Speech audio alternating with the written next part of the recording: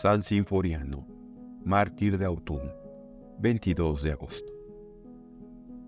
Precioso documento son las actas de San Sinforiano, de donde sacamos todos los pormenores de esta vida. Ya Gregorio Turunense, historiador del siglo VI, reconoció su autenticidad, admitida también en el correr de los siglos por los críticos más quisquillosos y exigentes. Tanto es así que de ella se escribió autor tan severo como Monseñor Duchesne. Representan una tradición limpísima, cristalizada a mediados del siglo V, en un relato cuya sustancia puede sin reparo aceptarse. A este relato del siglo V se añadieron más adelante algunos complementos, más o menos legendarios, en los que fácilmente se echa de ver la fantasía de su autor o autores, por lo que no es difícil eliminar dichos postizos. Un contemporáneo del santo escribe a este propósito un historiador moderno: no hubiese puesto en labios del gobernador un supuesto edicto que Marco Aurelio nunca promulgó, o en labios de un mártir del siglo II, una disertación contra los dioses del paganismo que parece ser eco de la apologética del siglo IV, y señaladamente de algunos versos del cristiano poeta Prudencio. Pero lo que traen las actas referentes a la devoción de los de Autun a la diosa Cibeles, cuya fiesta dio ocasión al martirio de San Sinforiano, eso sí que parece ser histórico, imperando Marco Aurelio. En todo el mundo romano veneraban a la diosa Frigia, popularísima era particularmente en la Galia leonesa a mediados del siglo II y tuvo adoradores en la ciudad de Autun hasta el siglo V. Nada impide tampoco mirar como antigua tradición el episodio de la madre que desde la muralla de la ciudad exhorta a su hijo cuando va al martirio. Patria y familia de Sinforiano. Tanto por el linaje como por sus dignidades, hacienda y oficios, era la familia de San Sinforiano una de las más notables de Augusto Dunum, Autun, antigua ciudad de los Eduos, pero incomparablemente más dichosa que por gozar de todas esas ventajas materiales, lo fue por haber conocido y abrazado la verdadera fe. Cuando en el siglo II los santos misioneros Benigno, Andoquio y Tirso llegaron de Asia Menor al territorio de Autun, los padres de San Sinforiano les ofrecieron generosa hospitalidad. Fausto y Augusta, que así se llamaban aquellos virtuosos consortes, dieron tantos y tan extraordinarios ejemplos de santidad que se hicieron acreedores a la pública veneración. Los santos huéspedes bautizaron al niño Sinforiano y a varios deudos de aquella noble familia, ya conquistados por la causa de Cristo. Imperando Marco Aurelio, se levantó cruelísima persecución contra las iglesias de las riberas del Ródano y del Saona. Primer episodio de ella fue el degüello de los cristianos de León y de Viena, de Francia, del año 177. San Sinforiano vivía por entonces en medio del fausto y esplendor propios de su noble linaje, y gozaba del buen concepto y fama merecidos por su rara virtud. El estudio de las letras desenvolvió y perfeccionó su inteligencia, y la divina doctrina del Evangelio educó y moldeó su corazón. Por eso, el santo niño, en la edad que ordinariamente solo produce flores, daba ya tempranos frutos de sabiduría que bastaran para honrar a varones maduros y ancianos, de manera que era gala y ornato de la ciudad de Autun, de la que había de ser glorioso patrono. En medio de los ardores y peligros de la juventud, guardó Sinforiano su corazón puro y limpio, cual blanquísima azucena. Los escándalos del paganismo no lograron marchitar la flor de su inocencia, por lo que muchos, maravillados de ver tanta virtud y prudencia en edad tan temprana, decían ser imposible que aquel mancebo fuese tan perfecto de por sí, y que sin duda tenía trato con los espíritus celestiales. Su devota madre hacíale leer cada día algunas páginas de los sagrados libros y le obligaba a detenerse en los pasajes más propios para formar su entendimiento y corazón. Alegrábase y dábale 1000 parabienes a aquella santa mujer al ver cómo se acrecían en el alma de su hijo el divino amor y la entereza, con que había de sobreponerse más adelante a las pruebas y tentaciones, entereza que habría de sostenerle a sí mismo en el martirio. Fiesta pagana en Autun. Gloriábase la ciudad de Autun de su noble y antiquísimo origen, pero sus habitantes vivían totalmente entregados a vanas y sacrílegas supersticiones. Daban veneración especialísima a Cibeles, Apolo y Diana, en cuyo honor celebraban grandes fiestas. Una chispita de la verdadera fe prendió cierto día en la vetusta urbe pagana. Fue poco a poco abrazando los corazones de los autenenses y dio al traste con el culto de los ídolos. Pronto la ciudad del diablo, trocada en ciudad de Cristo, vióse coronada con una diadema de imperecedera gloria, cual fue el nutrido cortejo de sus mártires y santos. Llegó la solemnísima fiesta de la diosa Cibeles, que allí veneraban con el nombre de Berecintia. Un gentío inmenso, ebrio de placeres y desórdenes, acudió a ofrecer plegarias y adoraciones al ídolo que llamaban Madre de todos los dioses. Paseábanlo en las calles en unas andas con gran pompa y majestad, y aquellas gentes, creadas a imagen y semejanza del Dios verdadero, mostrábanse reverentes en tierra para rendir adoración al simulacro. En verdad, aquel pueblo adoraba sus vicios y pasiones. Un gallardo joven como de 20 años de edad, que topó con la infame comitiva al volver una calle, no pudo contener un gesto de indignación. Cuando pasó junto a él la estatua de la diosa, le volvió las espaldas haciendo burla de ella. Era el valiente y virtuoso Sinforiano. A la vista de aquel atrevido menosprecio, la muchedumbre empezó a dar gritos, enfurecida por extremo, y los más próximos echaron mano de él. «Adora a la diosa Cibeles», vocearon todos a una. «Al Dios vivo adoro yo, no a un ídolo mudo», respondió el mancebo. «Este debe ser cristiano», dijeron algunos. Sin más, le detuvieron y le llevaron ante el tribunal de Heraclio, que era el juez especialmente enviado por el emperador a las Galias, con orden de perseguir a los cristianos. Sinforiano se había dejado maniatar y llevar sin decir palabra, confiado en aquel que prometió particular amparo a cuantos confesasen su santísimo nombre delante de los jueces. Los paganos, satisfechos, esperaron haber realizado buena caza. En el tribunal del procónsul. Llevaron pues al joven cristiano ante el procónsul Heraclio. «¿Cómo te llamas y quién eres?», preguntó el juez. «Me llamo Sinforiano y soy cristiano». «¿Cristiano? ¿Has logrado escapar hasta hoy de nuestras manos? No sabíamos que hubiese en la ciudad quien profesase esta religión. Pero dime, ¿por qué no has querido adorar a la madre de los dioses?» «Ya he dicho que soy cristiano. Adoro al Dios vivo que reina en el cielo. ¿O crees tú que voy a postrarme y adorar a un vano simulacro del demonio? Al contrario, manda que me traigan un martillo y romperé en 1000 pedazos la estatua de vuestra diosa madre». Extrañó al juez la firmeza del esforzado joven y dijo a un oficial: «Este mozo a su sacrilegio e impiedad junta la rebeldía. ¿Es acaso ciudadano de Autun?». «Sí, señor», respondió el oficial, «su familia es de las principales». «Quizá por eso te muestras tan altivo», dijo a Sinforiano. «¿Acaso ignoras cuál es la expresa y formal voluntad de nuestros augustos emperadores? Léase públicamente», ordenó. Un escribano leyó entonces aquellos decretos imperiales que mandaban perseguir con rigor y aún atormentar con cruelísimos suplicios, sin atender a su categoría o dignidad, a quienes se llamasen cristianos y violasen las santísimas leyes del imperio referentes al culto. Cuando el escribano acabó de leer, preguntó Heraclio a Sinforiano: «¿Qué te parece todo esto? ¿Crees que puedo dejar incumplido un mandato tan claro y terminante? Eres reo de 2 delitos, no puedes negarlo: de sacrilegio por no querer adorar a los dioses y de incumplimiento de la ley.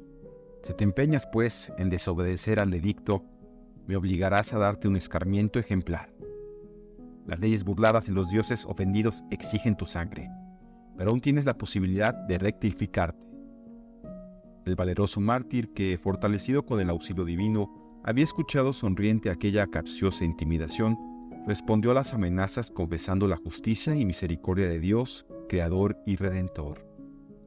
«Tenemos un Dios, los cristianos, que es tan severo y riguroso cuando castiga el pecado, como bondadoso y liberal cuando premia el mérito. A quienes temen su omnipotencia les infunde vida, y por el contrario, castiga de muerte a quien se rebela contra su infinito poder. mientras yo permanezca firme, declarando públicamente y sinceramente que solo a Él adoro, seguro estoy de la eterna salvación, por más que se levante contra mí la furia del demonio y de vosotros, sus secuaces. Azotan al santo, nuevo interrogatorio. Comprendió Heraclio que no podría ablandar el pecho fuerte y valeroso del santo mártir, y que a pesar de todas sus razones y amenazas, aquel fortísimo caballero del Señor persistía inflexible en su determinación, y mandó a los lictores que le azotasen cruelmente, cual si se tratase de un vil esclavo. Así lo hicieron aquellos desalmados verdugos. Echaronle después en una dura cárcel. Esperaban que la soledad y lobreguez de aquella hedionda mazmorra doblegarían la constancia del mártir, pero el Señor sostuvo el ánimo de su valeroso caudillo. Terminado ya el plazo otorgado por las leyes, Heraclio hizo comparecer al preso. Habían quedado muy debilitadas las fuerzas del santo mártir con la flagelación y la cárcel. Las cadenas no apretaban ya sus miembros flacos y extenuados. Empresa fácil parecía al juez rendir la voluntad de un joven tan por extremo enflaquecido y debilitado. Pero el mártir, sostenido por la gracia, podía menospreciar las promesas del magistrado romano, por halagadoras y seductivas que fuesen.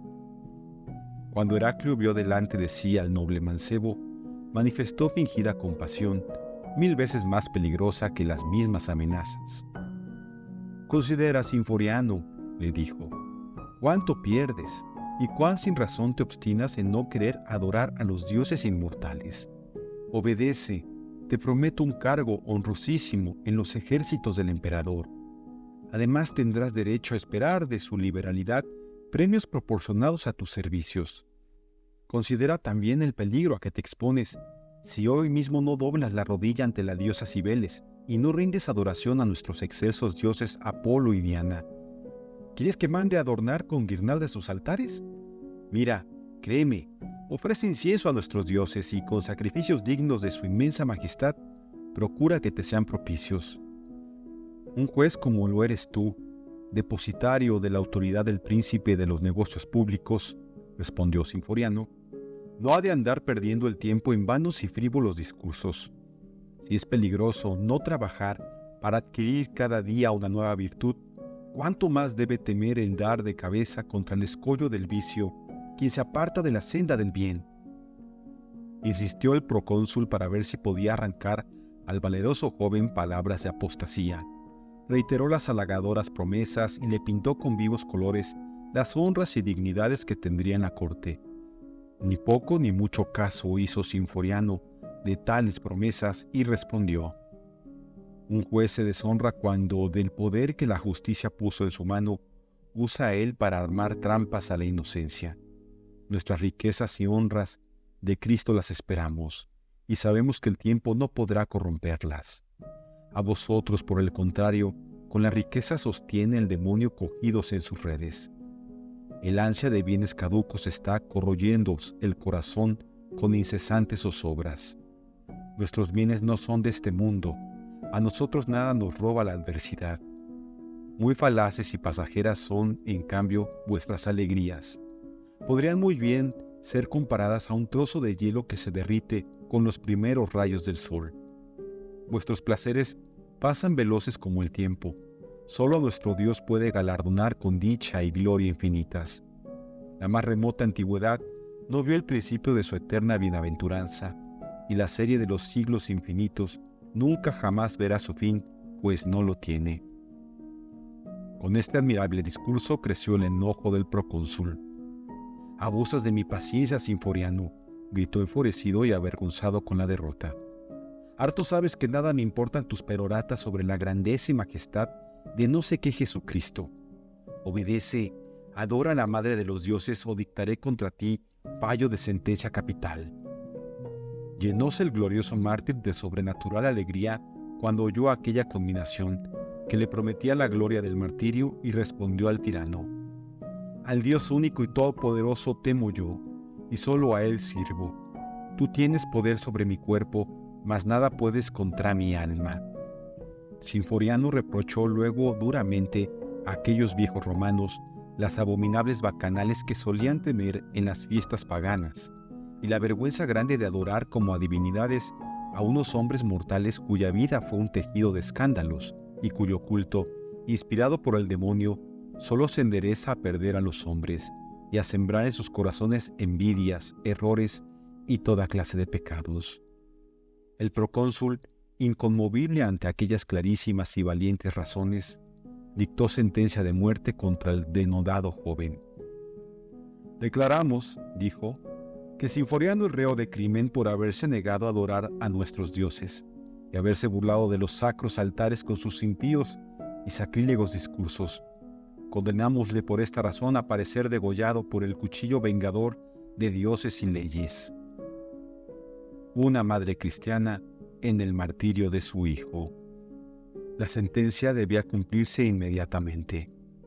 Los verdugos llevaron al mártir a las afueras de la ciudad, donde había de recibir la palma de los confesores de Cristo. Entonces ocurrió una escena por demás admirable y enternecedora. Una madre cristiana que alentaba a su hijo a pelear denodadamente en la postrera lid. Augusta estuvo al tanto seguramente de todas las circunstancias del interrogatorio de su hijo. En su maternal corazón padecía dolores de muerte al verle azotar y encerrar en lóbrega cárcel. Pero los sentimientos cristianos se sobrepusieron al dolor. Así como presenciar impávida la pelea, quiso asistir jubilosa al triunfo. Corrió a asomarse a la muralla, cerca del portal por el que iba a salir su hijo, para decirle valerosamente el adiós postrero y animarle a coronar dignamente su santa proeza.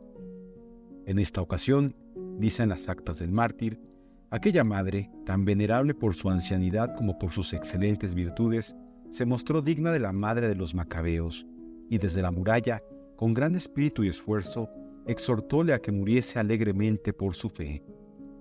«Hijo mío Sinforiano», le gritó, «hijo de mis entrañas, acuérdate de Dios vivo, ármate de su fortaleza y constancia. No hay por qué temer la muerte que nos lleva a la vida. Alza, hijo mío, tu corazón y mira a aquel que reina en los cielos. Oh hijo, no se te quita la vida, antes se trueca en otra mejor. Y aunque el camino es estrecho y la senda por donde has de pasar, dura y llena de espinas, acuérdate de que por ella pasaron todos los santos. Con tu sacrificio matarás y vencerás la muerte. No temas los tormentos, porque durarán poco, y por ellos alcanzarás la gloria perdurable y la corona inmortal. Adiós, hijo mío, el Señor te bendiga». El ejemplo de Augusta, madre según la sangre, pero más aún según el corazón de Dios, lo vemos repetido en la historia de los mártires. Y no deja de ser profundamente aleccionadora aquella valentía y superior ánimo que alienta en el pecho de tan nobles heroínas. Pasma considerar la fuerza con que obra la fe sobrenatural en quienes, a despecho del clamor de la sangre, saben poner a Dios por encima de sus sentimientos. La ocasión solemne de este rasgo exalta más aún la grandeza moral de quien, desafiando el peligro, quiso ensalzar los derechos divinos. Empujado por la propia fe y alentado por el sublime amor de su madre, ofreció Sinforiano su cuello al verdugo, a los 22 de agosto hacia el año 180. Culto y reliquias del santo mártir. Había una fuente no lejos del lugar donde fue martirizado San Sinforiano. Cerca de ella enterraron los cristianos el sagrado cuerpo del mártir, en espera de más apacibles tiempos que permitiesen levantarle un monumento digno de su encumbrado mérito. A fines del siglo IV, San Simplicio, obispo de Autun, y San Amador, obispo de Auxerre, erigieron y consagraron una capillita sobre el sepulcro del santo mártir. A principios del siglo V, San Eufronio edificó allí cerca un monasterio y un templo donde depositó las sagradas reliquias del santo patrono de la ciudad de Autun. En el siglo VII, San Leodegario mandó edificar otro sepulcro dentro del antedicho templo, y a él trasladó el cuerpo del glorioso mártir y lo hizo colocar entre los cuerpos de sus padres. Por los años 1467, el cardenal Rollin, obispo de Autun, halló en la cripta del templo 3 sepulcros de piedra con una inscripción latina redactada en estos términos: Fausto y Augusta descansan en estos dos sepulcros. El cuerpo entero e intacto de Sinforiano descansa en el de en medio. El prelado sacó una porción de las reliquias que mandó engastar en un relicario de plata y guardar en la iglesia para veneración de los fieles. El año de 1570, el almirante Coligny, jefe de los protestantes, saqueó el monasterio, le puso fuego y mandó echar a la hoguera las sagradas reliquias de San Sinforiano y las de sus padres. Sacrilegio horrible que se repitió durante aquellos días de vandálico destrozo en que el odio y la perfidia se cebaron a mansalva sobre las venerandas sepulturas de muchos mártires, para vergüenza y baldón de aquellos empedernidos herejes. Con todo, aún consiguieron los católicos poner a salvo a algunos restos de huesos medio calcinados, que son los que hoy día reciben piadoso culto en aquella catedral. La fiesta de San Sinforiano se celebró siempre con gran solemnidad. En los siglos de mayor fe, muchísimos cristianos iban en romería a su sepulcro. San Casiano acudió a venerarle desde el corazón de Egipto. San Martín se arrodilló ante el sepulcro del santo mártir cuando fue al territorio de Autun. San Germán de Auxerre, en su juventud, caminaba cada noche varias leguas para ir a rezar al monasterio. Por los siglos VI a XIX hubo en Francia muchas abadías bajo la advocación de San Sinforiano. Los martirologios y demás libros litúrgicos dan fe de la popularidad del culto de este glorioso mártir. Multitud de parroquias le honran y veneran como a su especial y poderosísimo patrono, siempre pronto a corresponder con sobrenaturales dones a la confianza y amor que le tributan.